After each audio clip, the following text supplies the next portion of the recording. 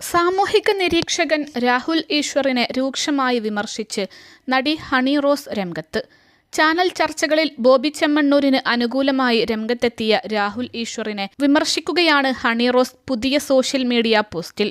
സ്ത്രീകൾ എത്ര വലിയ പ്രശ്നം അഡ്രസ് ചെയ്താലും രാഹുൽ ഈശ്വർ ഉണ്ടെങ്കിൽ അദ്ദേഹത്തിന്റെ അസാമാന്യ ഭാഷാജ്ഞാനം കൊണ്ടും ഭാഷാ നിയന്ത്രണം കൊണ്ടും സ്ത്രീകൾ അഡ്രസ് ചെയ്യുന്ന പ്രശ്നങ്ങളെ നിർവീര്യം ആക്കും എന്നാണ് ഹണി റോസ് പറയുന്നത്. ഹണി റോസിന്റെ കുറിപ്പിന്റെ പൂർണ്ണരൂപം ഇങ്ങനെ: ശ്രീ രാഹുൽ ഈശ്വർ, താങ്കളുടെ ഭാഷയിൽ മുകളിൽ ഉള്ള നിയന്ത്രണം കേമം ആണ്.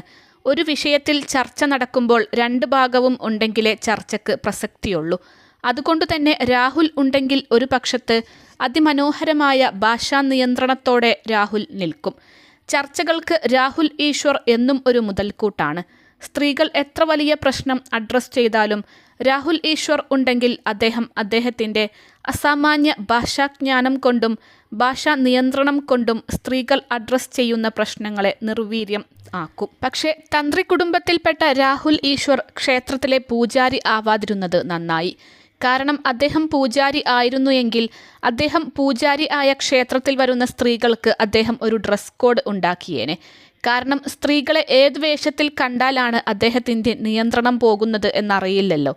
ഭാഷയുടെ കാര്യത്തിൽ ഉള്ള നിയന്ത്രണം അദ്ദേഹത്തിന് സ്ത്രീകളുടെ വസ്ത്രധാരണം കാണുമ്പോൾ ഇല്ല എന്നാണ് എനിക്ക് മനസ്സിലായത്.